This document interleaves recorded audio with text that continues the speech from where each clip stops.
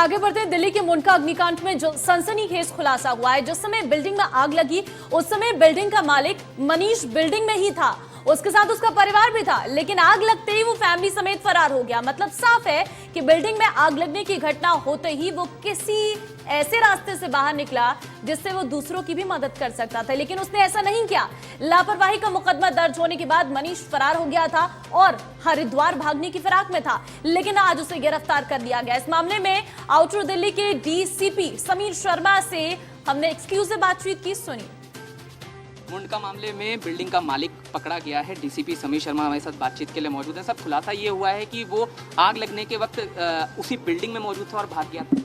जी बिल्कुल, वो उसी बिल्डिंग में मौजूद था जो उसने बताया अभी तक। वो रूफ में था, उसका घर बना हुआ है 2 कमरों का। वहीं से वो आग जब लगी है तो उसको पता चला, तो वहाँ से वो निकल के दूसरी बिल्डिंग से निकल गया, वो भाग गया। आपकी पूछताछ में उसने क्या खुलासा किया है? भागने की भी वो फिराक में था, ऐसा बताया जा रहा है। बिल्कुल, वो भागा हुआ था। तो हमने क्योंकि ये जो मामला है बहुत ही सेंसिटिव है और बहुत ही मतलब इसमें हादसा हो गया, बहुत ही डेथ हो गई, कैजुअलिटीज़ हो गई हैं। तो हमने काफ़ी टीम्स लगा के इसको पकड़ा। हमने इसको स्पेशल स्टाफ और सब लगा के डिफरेंट रेड्स की और इसको हमने फाइनली आज सुबह पकड़ लिया इसको। जी, हरिद्वार क्योंकि जा रहा था, ऐसा सुनने में आया। हाँ, ये जैसे बता रहा था कि हमें गेवरा मोड़ से हमें इन्फॉर्मेशन आई थी कि हरिद्वार भागने के चक्कर में, तो हमने गेवरा मोड़ में पहले ही ट्रैप लगा लिया था और हमने इसको वहाँ से उठा लिया। ये पता चला है कि अलग से गेट उसने बिल्डिंग में बना रखा था जिससे कोई और आवाजाही नहीं कर पाता था, इसीलिए वो उस समय भागने में कामयाब हो गया, अपनी फैमिली को भी बाहर निकाल लिया। जी, ऐसा अभी कोई इन्वेस्टिगेशन में कुछ नहीं आया कि कोई अलग से गेट बनाया हुआ था। ये ऊपर रहता था और इसने अपने जो उसका घर का गेट है वो सेपरेट किया हुआ था 3rd फ्लोर से, वहाँ पे इसने गेट लगाया हुआ था, लेकिन वो लॉक था या नहीं लॉक था अभी इन्वेस्टिगेशन में नहीं आया। ये आगे इन्वेस्टिगेट करेंगे और चेक करेंगे कि क्या इसमें आएगा नहीं आएगा, चेक करेंगे इसमें। डेड बॉडी की पहचान करने के लिए अभी क्या किया जा रहा है? और ये भी पता चला है कि 2 बॉडीज ऐसी हैं, एक पिता और पुत्र की बॉडी हैं जो ऑस्ट्रेलिया से ताल्लुकात रखती हैं। शायद उनके परिजन अभी ऑस्ट्रेलिया से भी नहीं आए।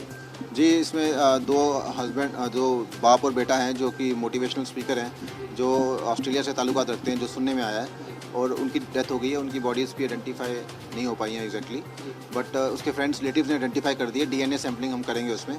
27 डेड बॉडीज़ टोटल हमारे पास है। एक और सवाल ये कि क्योंकि ऐसा पता चला है कि फायर की एनओसी नहीं थी और कई ऐसी चीज़ें थीं जहां लापरवाही हुई, तभी पुलिस ने लापरवाही का मुकदमा भी दर्ज किया है। तो संबंधित अथॉरिटीज़ से भी आप लोग बात कर रहे हैं, और अगर उससे संबंधित कोई व्यक्ति इसमें इन्वॉल्व भी पाया जाता है तो क्या उस पर आने वाले वक्त में कार्रवाई सुनिश्चित मानी जा सकती है? बिल्कुल, जैसे ये जो हुआ है, हादसा हुआ है, इसके बाद जो पीछे जो पूरी हिस्ट्री चेक की जाएगी कि कौन सी ये बिल्डिंग कैसे बनी, इसके क्या ऑनरशिप थी, इसके क्या यूज़ था और किस लिए ये बिल्डिंग यूज़ की गई, क्या इसमें फ़ायर की प्रिकॉशंस ली गई नहीं गई, वो सब चेक किया जाएगा। अभी तक फायर एनओसी हमारे पास नहीं आई है, तो ये तो दिखता ही है कि इसने फायर एनओसी नहीं ली है, तो इसमें डायरेक्ट इसकी आ जाती है इन्वॉल्वमेंट, तो उसमें तो हमने करना ही है। और बाकी भी जो फॉर्मेलिटीज़ होती हैं, जिससे कि सेफ्टी फॉर्मेलिटीज़ होती हैं और जो कोर्टल फॉर्मेलिटीज़ होती हैं, वो सारी होनी चाहिए। वो नहीं है तो उस पर हम सारा चेक करेंगे और उसके हिसाब से एक्शन लिया जाएगा। मनीष के रिमांड की भी ज़रूरत है, और क्या पुलिस मांगेगी रिमांड? बिल्कुल, जैसे डॉक्यूमेंट्स रिकवर करने हैं, इसमें डॉक्यूमेंट्स चेक करने हैं, प्लस इसके अभी जो बाकी फैमिली मेम्बर्स भी भागे हुए हैं उनको भी हम पूछताछ करनी है, तो उसकी भी जरूरत पड़ेगी। बस एक आखिरी सवाल का जवाब दे दीजिए कि ऊपर एक दरवाजे को लेकर कुछ इशू था कि वो दरवाज़ा शायद बाहर से बंद था, संदिग्ध हालात में बंद था, इसलिए बहुत लोग बाहर नहीं निकल पाए, तो दरवाजे का क्या कुछ लगा है? जी देखिए, मैं जैसे बता रहा हूँ आपको, इसमें हमारे पास बॉडीज़ मिली है 2nd फ्लोर पे ज़्यादा, और 3rd फ्लोर पे ज़्यादा बॉडीज़ नहीं मिली हैं। तो इसका मतलब ये होता है कि 2nd फ्लोर पे ही ज़्यादा लोग फंस गए और डेथ हो गई, और 3rd फ्लोर पे जो 2nd और 3rd फ्लोर के बीच में कोई दरवाज़ा नहीं था, 3rd फ्लोर से ऊपर जाने के लिए दरवाज़ा था। तो वो दरवाज़ा बंद था या खुला था, ये तो अभी हम इन्वेस्टिगेशन में हमारे पास नहीं आया है। जो बयान वगैरह में आया उससे ही हम कार्रवाई करेंगे, लेकिन हमारे पास एक DVR है, DVR भी हम चेक करेंगे। प्लस इसमें और भी जो फायर जो मौके पे फर्स्ट टाइम पहुंचा उसके बयान लिया जाएगा, उसमें चेक किया जाएगा।